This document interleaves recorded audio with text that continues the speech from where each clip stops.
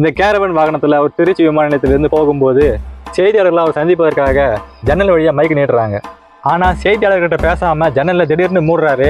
இதை நம்ம எப்படி எடுத்துக்கிறது? அவர் செய்தியாளரை பார்த்து பயப்படுறாருன்னு எடுத்துக்கிறதா? அவர்கிட்ட பேசுறதுக்கு கருத்து இல்லையா? நிறைய பேர் அவரை ஆன்லைன் பாலிடிக்ஸ் பண்ணுறாரு அப்படின்னு சொல்லி விமர்சனம் பண்ணுறாங்க. இந்த எல்லா விமர்சனத்தை தாண்டி இப்போது மக்களை சந்திப்பதற்காக அவர் களத்துக்கு போகிறாரு. ஆனால் அந்த களத்துக்கு போகிறது கூட சனிக்கிழமை மட்டும் தான் போகிறாருன்றதுனால ஏற்கனவே ஒர்க் ஃப்ரம் ஹோம் பாலிடிக்ஸ் பண்ணுறாருன்னு சொல்லி பேசிட்டு இருந்தவங்க இப்போது வீக்கெண்ட் பாலிடிக்ஸ் பண்ணுறாருன்னு பேசுகிறாங்க. ஒர்க் ஃப்ரம் ஹோம் பாலிடிக்ஸ் பண்ணுறாரு, ஒர்க் ஃப்ரம் ஹோம் பாலிடிக்ஸ் பண்ணுறாரு அப்படின்னு விமர்சிச்சாங்க. இப்போ என்னன்னு பார்த்தா வீக்கெண்ட் பாலிடிக்ஸ் பண்ணுறாரு. அஜித் இறக்குனீங்கன்னா இதை விட கூட்டம், நயன்தாரா அவர்களை இறக்கிவிட்டா இதை விட 2 மடங்கு கூட்டம் தான் வரும். கூட்டத்தை பார்க்க முன்வைக்கிற கொள்கையை. பருவதமலை பொழுதுபோக்கு வலையொலி சார்பாக அனைவருக்கும் இனி வணக்கம். இன்னைக்கு நம்ம கூட நேர்காணலில் திரு பட்டியேந்தல் கார்த்தி அவர்கள் பங்கேற்றிருக்காங்க. அவர் கூட சேர்ந்து தமிழக வெற்றி கழகத்தின் தலைவர் திரு விஜய் அவர்களின் களப்பயணத்தை பற்றி நம்ம உரையாட போகிறோம். வாங்க மக்களே, நேர்காணலில் இணையலாம். எத்தனை காலம் தான் ஏமாற்றுவார் இந்த நாட்டிலே. வணக்கம் கார்த்தி. வணக்கங்க. எப்படி இருக்கீங்க? நாங்கள் நல்லா இருக்கோம். நீங்கள்? நான் நல்லா இருக்கேன் கார்த்தி. சரிங்க கார்த்தி, இப்போ தமிழக வெற்றி கழகம் தொடங்கி கிட்டத்தட்ட 1.5 வருடம் ஆகுது. இந்த 1.5 வருடம் முடிந்து மக்களை போய் சந்திப்பதற்காக நேரடியாக போயிருக்காரு. மற்ற அரசியல் தலைவர்கள்லாம் தினமும் மக்களை சந்திக்கிறாங்க. அதிலையும் குறிப்பாக சீமான் அவர்கள் தினமும் போய் மக்களை சந்திக்கிறாரு. ஆனால் திரு விஜய் அவர்கள் வாரம் ஒரு முறை சனிக்கிழமை மட்டும் போய் மக்களை சந்திப்பதா அறிக்கை விட்டு அதன்படி இன்னைக்கு 13 செப்டம்பர் இன்னைக்கு போயிருக்காரு. திருச்சி, அரியலூர், பெரம்பலூர் சுற்று வட்டார பகுதிகளில் பிரச்சார கூட்டத்துக்கு போயிருக்காரு. ஏன் சனிக்கிழமை விஜய் வைக்கிறாருன்னா, சனிக்கிழமை வந்து அரசு விடுமுறை நாளாக இருக்குது. அது இல்லாமல் வேலை யாருக்கும் கிடக்கூடாது. அந்த ரீசனுக்காக யார் வேலையும் கிடாமல் சனிக்கிழமை வைக்கிறாரு. அதை நீங்கள் புரிஞ்சுக்கணும் இல்லை? சமூக வலைதளத்தில் நிறைய பேர் என்ன சொல்கிறாங்கன்னா, திரு விஜய் அவர்கள் சனிக்கிழமை தோறும் போய் மக்களை சந்திப்பது அவரோட தொண்டர்கள் எல்லாருமே ரசிகர்களாக இருக்காங்க. முக்கியமாக அவர் ரசிகர்கள் எல்லாருமே சின்ன பசங்களாக இருக்காங்க. அந்த சின்ன பசங்களுக்கு சனிக்கிழமை ஞாயிற்றுக்கிழமை தான் விடுமுறை விடுறாங்க. அதனால இவர் சனிக்கிழமை தோறும் போய் மக்களை சந்திச்சா அப்போதான் அவருக்கான ரசிகர்கள் தொண்டர்கள் கூட்டம் அதிகமாக கூடும்னு அவர் எதிர்பார்க்குறாருன்னு நிறைய விமர்சனம் வருது. இதை பற்றி உங்களோட கருத்து என்ன கார்த்தி? அது அப்படி இல்லை பார்த்திபன். ஏன்னா இப்போது பள்ளி வேலை நாட்களில் அப்புறம் அரசு வேலை நாட்களில் வந்து அவர் பிரச்சாரம் போட்டார்னா அதுக்கும் வருவாங்க. அவளோட ஃபேன்ஸ் வந்து ஸ்கூல் லீவ் போடுவாங்க, காலேஜ் லீவ் போடுவாங்க. அதை நீங்கள் பார்க்கணும். கன்ஃபார்மான லீவ் போட்டும் எல்லாரும் வருவாங்களான்னு தெரியாது. ஆனால் நிறைய பேர் வருவாங்க.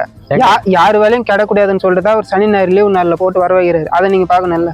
தமிழக வெற்றி கழகத்தின் சார்பாக 2 மாநாடுகள் நடைபெற்றது. சமீபத்தில் கூட மதுரையில் நடைபெற்றது. அந்த மாநாட்டிலிருந்து இது வரைக்குமே எந்த ஒரு கொள்கையும் அவர் சொல்லவே இல்லை.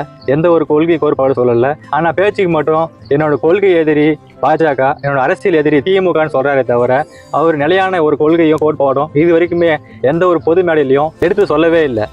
பொறுமையாக இருங்க பார்த்திபன். இப்போ அரசியலுக்கு அவர் இப்போதான் புதுசாக வந்திருக்காது. அதை நீங்கள் பார்க்கணும்ல. வந்த உடனே அவர் வந்து எல்லாத்தையும் சொல்லிட முடியாது. அவருக்கும் சில ஐடியா இருக்கும், யோசனை இருக்கும். பொறுமையாக தான் அவர் எல்லாத்தையும் பண்ணுவார்.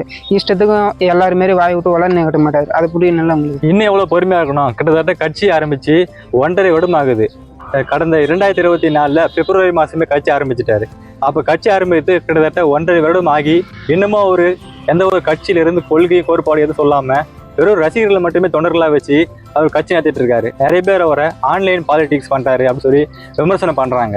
இந்த எல்லா விமர்சனத்தை தாண்டி இப்போ மக்களை சந்திப்பதற்காக அவர் களத்துக்கு போகிறாரு.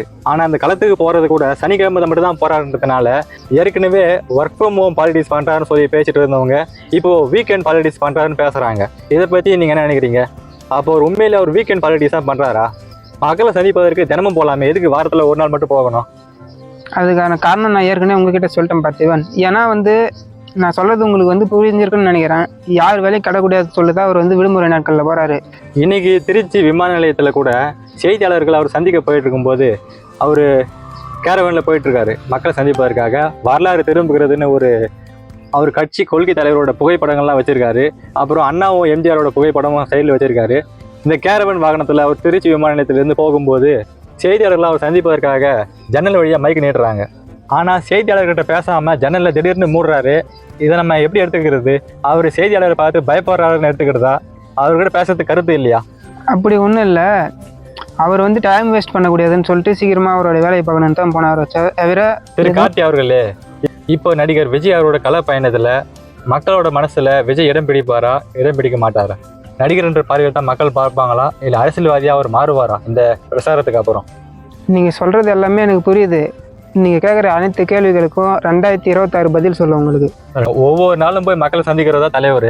இவர் வாரம் ஒரு முறை போய் மக்கள் சந்திச்சா அது எப்படி தலைவராக முடியும்? இவர் எப்படி உண்மையான ஒரு அரசு தலைவராக இருப்பார் மக்களுக்கு? அதான் பார்த்திபன், நீங்கள் சொல்கிற கேள்விக்கு 2026 கண்டிப்பாக உங்களுக்கு பதில் கிடைக்கும். நீங்கள் பார்க்கத்தான் போகிறீங்க. சரிங்க மக்களே, திரு கார்த்தி சொன்ன மாதிரி 2026 விஜய் அவரோட வளர்ச்சி எந்த அளவுக்கு இருக்குது, அவர் உண்மையிலே முதலமைச்சர் ஆவாரா ஆக மாட்டாரான்றத நம்ம பொறுத்திருந்து பார்க்கலாம். சரி, நிகழ்ச்சியில் கலந்து கொண்டதுக்கு நன்றி கார்த்திக். சரி, நன்றி பார்த்திபன்.